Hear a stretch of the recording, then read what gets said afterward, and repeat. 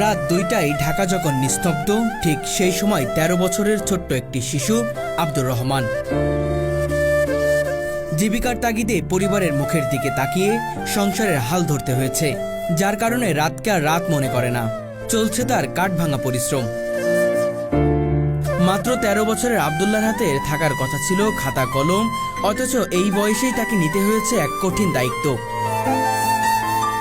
গলায় ঝুলছে ভারী এক প্লাস্টিকের বক্স, ভেতরে আছে কলম, টিস্যু, মাস্ক, লুসনি, কটন সহ নানা জিনিস। এগুলো নিয়েই সে ঢাকা শহরে রাস্তায় রাস্তায় ফেরি করে বেড়ায়। যা বিক্রি হয় তা দিয়ে সংসার চলে। আমার ওই যে দুটো ছোট ভাই আছে, একটা বোন আছে। আমার আব্বু আবার অসুস্থ, তো আমার আম্মু আবার কাজকর্ম করতে পারে না ওই ভাইটি নিয়ে। এখন আমি যদি কর্ম করে আমার ভাই বোনদের খাওয়াই বা একটু লেখাপড়া করাই, বড় হয়ে তারাও আমাকে খাওয়াবে, আমাকে সহযোগিতা করবে। আমার আম্মু আব্বুকে তখন আর নিচে হতে হবে না যে গরিবের ভাই গরিব হয়েছে, বড় লোক আর হয়নি। পড়ালেখা করে যদি ওরা একটু টাকা পয়সা কামাইতে পারে, এখন নাহলে কষ্টটা আছে, তখন পড়ালেখা করে আর সুখে থাকবে।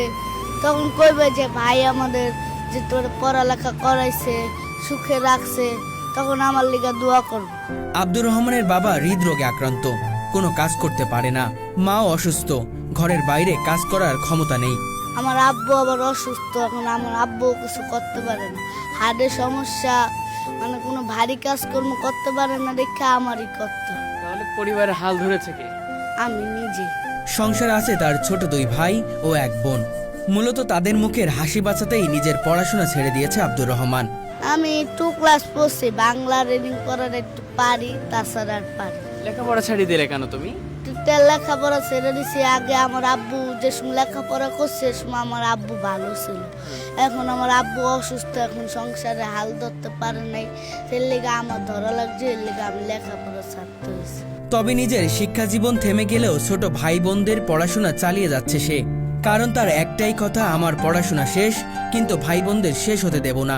তার একদিন বিশ্বাস, এই ভাই বোনেরাই তার পাশে এসে দাঁড়াবে।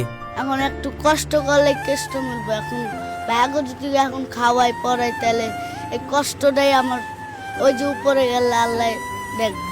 গায়ে পাঞ্জাবি, মাথায় টুপি, ৫ ওয়াক্ত নামাজ তার অভ্যাস। ফেরির মাঝেই যখন আজান শোনা যায়, সঙ্গে সঙ্গে ছুটে যান নামাজ পড়তে। 5 অক্টোবর যখন বিক্রি করি, তখন আজান দিলেই মসজিদে চলে যায় নামাজ পড়তে।